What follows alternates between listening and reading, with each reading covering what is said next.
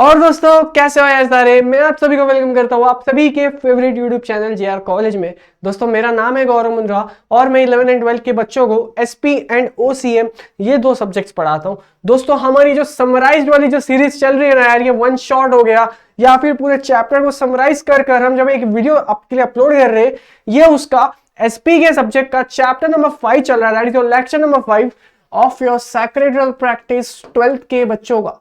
ठीक है भाई दोस्तों, स्टार्ट करें। है ना, अब तक जितना भी चैप्टर्स हुए ना, आई होप आपको उसमें कोई भी समस्या डाउट दिक्कत कुछ नहीं है ना, आप सब एकदम अच्छी तरीके से वो चैप्टर को किल कर रहे हो। दोस्तों ये चैप्टर नंबर 5 है, चैप्टर नंबर 4 3 2 1। आई होप आप सभी ने देख लिया, नहीं देखा तो जाके चेकआउट करना सबसे पहले।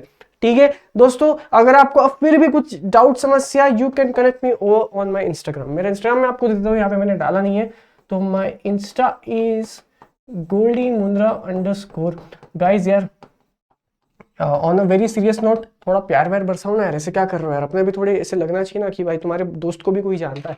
कम ऑन यार, इतना सेल्फिश नहीं होना चाहिए। हाँ, इतना बढ़िया पढ़ाया मैंने तुम्हें चैप्टर नंबर 3, मुझे भी बहुत अच्छा लगा। 1 2 4 भी पढ़ाता ही हूँ बढ़िया, लेकिन यार थोड़ा भी अप्रिशिएटिव नहीं हो यार, तुम लोग कट्टी हो भाई। मैं आओ यार। हाँ भाई तू आगे कर रहा था, रुक जा, यहाँ पे मैं चैप्टर स्टार्ट कर रहा हूँ, बकवास बंद हो चुकी है मेरी। Chapter number 5 let's begin and that is deposits. And I hope यार दोस्तों चैप्टर नंबर 2 में आपने समझा कि डिपॉजिट्स क्या होता है। हम यहाँ पे डिपॉजिट्स क्या होता है इसका अगर हम समझे तो ये क्रेडिटर है कंपनी का। कंपनी में इसके पास डिसीजन मेकिंग की पावर नहीं होती, ये एक तरह से कंपनी को लोन देता है, कंपनी उसे एक्सेप्ट करती है। एक्सेप्ट करने की क्या कंडीशन है आज वो हम इसमें सीखेंगे।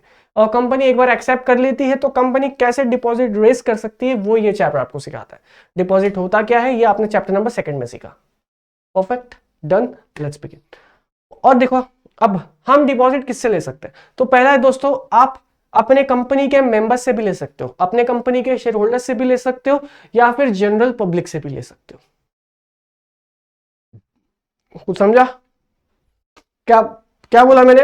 हम कंपनी के शेयर होल्डर से भी ले सकते हैं from the members and as well as from general public as well.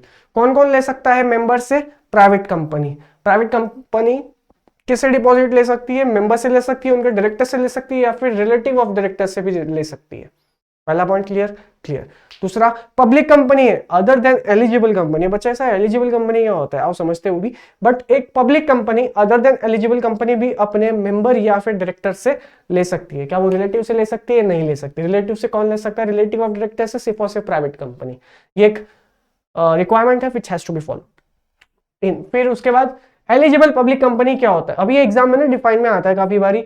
Eligible important है, ऐसा ज्यादातर आया नहीं है बट इंपॉर्टेंट है। एलिजिबल पब्लिक कंपनी एक ऐसी पब्लिक कंपनी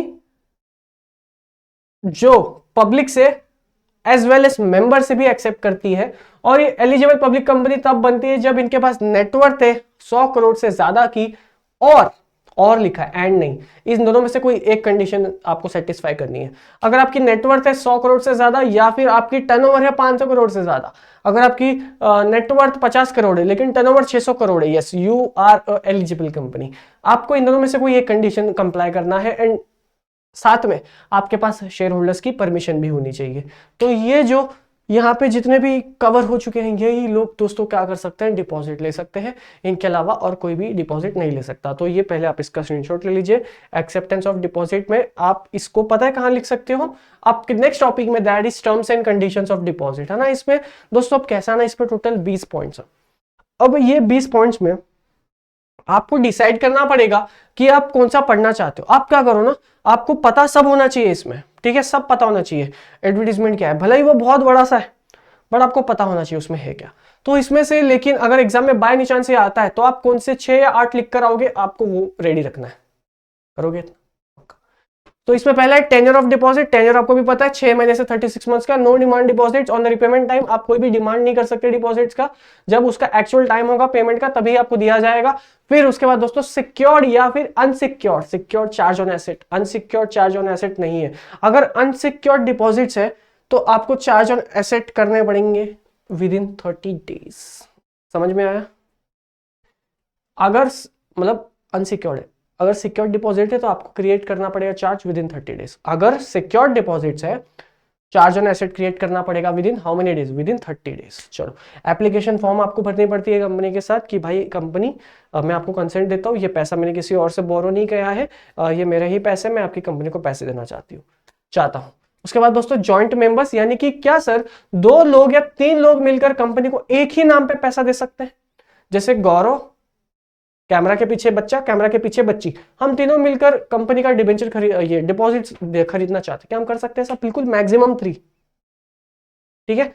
नॉमिनेशन, जैसे मैंने गौरव ने एक कंपनी का डिपॉजिट खरीदा, ठीक है, मैंने कंपनी का डिपॉजिट खरीदा, कल जाके मैं टपक जाता हूं तो मेरे जो डिपॉजिट्स है वो मेरे किसी और को ट्रांसफर हो जाने चाहिए, मेरे हायर को, लीगल हायर को। That legal higher is nomination. मैं किसको नॉमिनाई करता हूँ कि हाँ भाई मेरे टपकने के बाद इस बंदे के पास सारे डिपॉजिट आ जाना चाहिए, ठीक है। तो यहाँ पे वो, उसके बाद appointment of a trustee. Trustee से क्या है डिबेंचर में अपन एकदम बढ़िया से देखो यार दोस्तों, अगर आपको डिबेंचर का टॉपिक समझ में आता है ना, डिबेंचर के टर्म्स एंड कंडीशंस और वो सब समझ में आता है, तो आप ये चैप्टर में भी इजीली एस कर लोगे। उसके बाद दोस्तों चार्ज ऑन एसेट्स, आपको पता है कि charge on asset with in 30 days from the creation of, from the acceptance of a deposit. और चार्ज ऑन एसेट अगर सिक्योर्ड डिपॉजिट है तो आपको चार्ज ऑन एसेट क्रिएट करना पड़ता है। फेंको ना भाई, लिखो ना, आपको मतलब समझ में आ गया ना। चार्ज ऑन एसेट भी समझा के आ जाने का अगर एग्जाम में आ जाता है तो लिखना आना चाहिए भाई। उसके बाद क्या है डिपॉजिट इंश्योरेंस, आप जो है डिपॉजिट इंश्योरेंस करा सकते हो। क्रेडिट रेटिंग, आपको क्रेडिट रेटिंग लेनी है। और उसके बाद क्या है रजिस्टर ऑफ डिपॉजिट, जैसे डिबेंचर होल्डर्स का एक रजिस्टर होता था, शेयर होल्डर्स का एक होता था, वैसे डिपॉजिट होल्डर्स का भी एक रजिस्टर होता है। इसको रजिस्टर ऑफ डिपॉजिट्स कहते हैं। और जो भी डिपॉजिट कंपनी का खरीदता है, कंपनी में इन्वेस्टमेंट करता है, उसका नाम उस रजिस्टर में लिखा जाता है। पनिशमेंट, भाई फ्रॉड में पहले जाओगे या फिर फाइन एंड पनिशमेंट भी लग सकता है, वो यहाँ पे जो पनिशमेंट है। अब देखो इसमें ना और भी बहुत सारे पॉइंट्स, बट कोई भी छोटे छोटे पिक कर लो और ये टर्म्स एंड कंडीशंस आपको लिख कर आनी है अगर एग्जाम में आता है तो, है ना। इसके कोई भी 8 या 10 तैयार कर लो, 2-2 लाइन ईच, 2-2 लाइन ईच, वो आपको रट्टा मारने हैं और बाकी सब आपको रीड करना है। इसमें एक एडवर्टीजमेंट वाला पॉइंट है, आपको याद है वो डिबेंचर वाला पार्ट जो था, उसमें डिबेंचर में देखो अगर प्रोस्पेक्टस है तो वो पब्लिक इशू हुआ, लेटर ऑफ ऑफर है तो वो प्राइवेट प्लेसमेंट हुआ, है ना। वहां पे ना लेटर ऑफ ऑफर और प्रोस्पेक्टस वाली बातें होती थी, यहाँ पे एडवर्टीजमेंट वाली बात होती है बस। अब उस एडवर्टीजमेंट में क्या होगा, डिपॉजिट ट्रस्टी कौन है, कंफ्यूज हो जाता हूं मैं ना, गलती कर देता हूँ बोलते। डिपॉजिट ट्रस्टी कौन है, टर्म्स एंड कंडीशंस क्या है, कंपनी के बारे में, क्रेडिट रेटिंग, मतलब बेसिकली जो लेटर ऑफ ऑफर या प्रोस्पेक्टस में अपन सब कुछ डिफाइन करते हैं ना अबाउट द कंपनी, वैसा ही फॉर डिपॉजिट जब आप इशू करते हो ना, कंपनी एडवर्टीजमेंट में पूरा डालती है वो सारी चीजें। ऐसा नहीं कि ये लोग नहीं डालते, लोग डालते हैं, बट किसमें, एडवर्टीजमेंट में डालते हैं। थोड़ा सा अलग वे ऑफ थिंग्स है बस, और कुछ नहीं, बाकी घुमा फिरा कर सेम ही बात करते हैं दोनों। चलो उसके बाद क्या है, procedure for accepting deposit from public या मेंबर, दोनों कोई भी आए आपको सेम ही लिख कर आना है, भले ही एग्जाम में पब्लिक पूछे या एग्जाम में मेंबर पूछे, आपको सेम लिख कर आना है, ठीक है। आइए, ये बहुत बड़ा आंसर है, ऐसा नहीं है कि एग्जाम में नहीं आता है, एक बार आप इसका स्क्रीनशॉट ले लीजिए, बट बिल्कुल टेंशन ना लो, मैं आपको समझा दूंगा। आप इसके हेड पॉइंट्स का सीक्वेंस सेम रखना है आपको, आप अंदर एक एक लाइन भी लिखोगे तो भी आपको मार्क्स मिल जाएगा, ठीक है। बस इंग्लिश में एक सेंटेंस फ्रेम कर देना, बस मार्क्स मिल जाएंगे। चलो पहला, कंपनी को बोर्ड मीटिंग करनी है, कुछ भी डिसीजन हो पहले बोर्ड मीटिंग होता है, बोर्ड मीटिंग में बोर्ड रेजोल्यूशन पास होता है। क्या किसके लिए पास होगा बोर्ड रेजोल्यूशन, अगर पब्लिक से एक्सेप्ट करना है डिपॉजिट, चलो भाई पब्लिक के लिए रेजोल्यूशन पास करो। मेंबर से डिपॉजिट एक्सेप्ट करना है, चलो भाई मेंबर्स के लिए डिपॉजिट के लिए जो अपन को एक्सेप्ट करना है बोर्ड रेजोल्यूशन पास करो। तो पहला बोर्ड रेजोल्यूशन, बोर्ड ने तो डिसीजन ले लिया भाई, शेयर होल्डर्स को तो बताना पड़ेगा, आओ भाई जनरल मीटिंग बुलाओ, शेयर होल्डर्स को, शेयर होल्डर्स से स्पेशल रेजोल्यूशन पास कराओ। ये पहला दो तो अपना सेम है भाई, अपना डिबेंचर्स में भी सेम भी था, है ना। उसके बाद क्या है देखो, उसके बाद ये लोग वापस बोर्ड मीटिंग करते हैं, और ये लोग पढ़नी चाह रही भाई, वापस बोर्ड मीटिंग करते हैं, क्यों कर रहे, ड्राफ्ट एडवर्टाइजमेंट इसमें जाता है कि ये लोग एडवर्टाइजमेंट में क्या क्या जाने वाला है, मतलब डिपॉजिट्स के बारे में, डिपॉजिट का टर्म्स एंड कंडीशंस, उसका प्लान क्या है, डिपॉजिट ट्रस्टी कौन है, कितने लोग इन्वॉल्व है, क्या प्लान है, किस तरह से आपको पेमेंट मिलेगी, कब मिलेगी, सब कुछ इसमें एडवर्टाइजमेंट में लिखा होता है।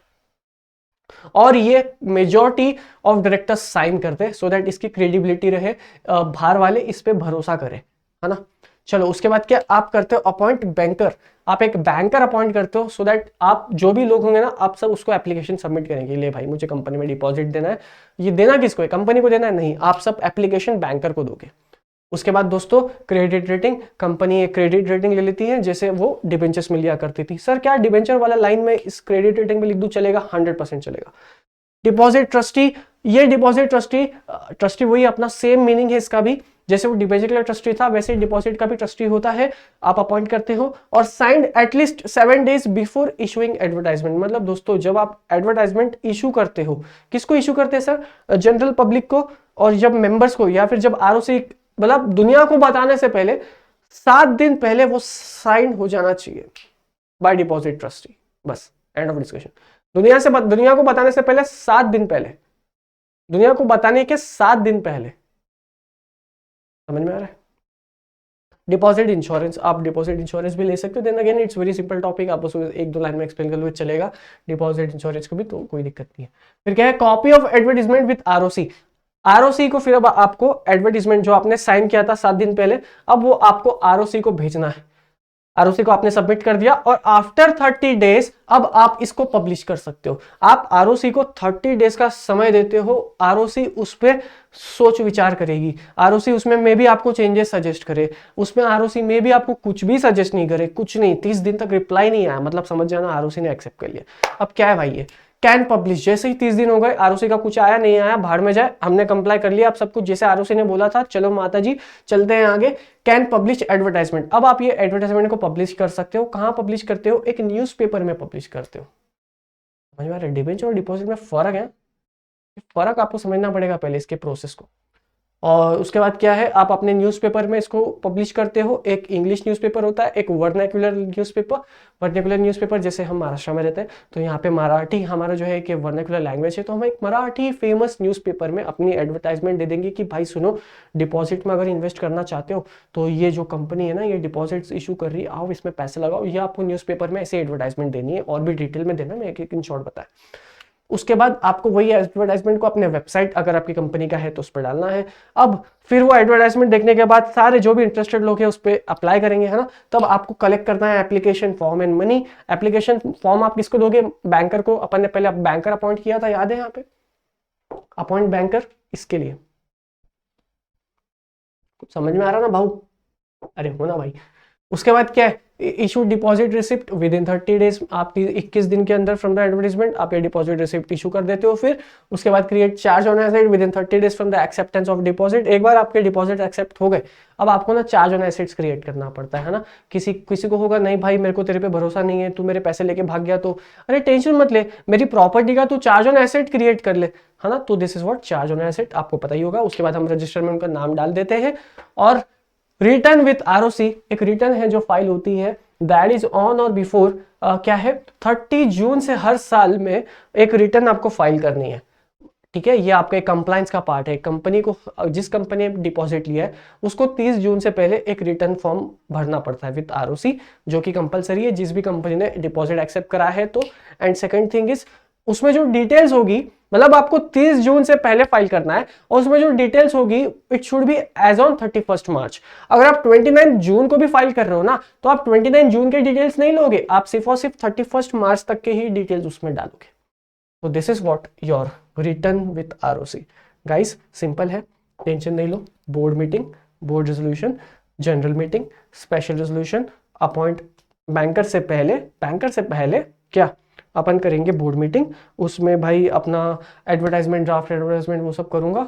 ठीक है, उसके बाद सब प्लान डिसाइड करने के बाद उसको मेजॉरिटी ऑफ डायरेक्टर्स से साइन करा लूंगा। अब मैं बैंकर को अपॉइंट करूंगा, फिर मैं क्रेडिट रेटिंग लूंगा, फिर मैं डिपॉजिट ट्रस्टी, और फिर मैं डिपॉजिट इंश्योरेंस। ये 7 पॉइंट्स देखो ना यार, इतना कुछ डिफिकल्ट नहीं है, आप ये खुद से कर सकते हो।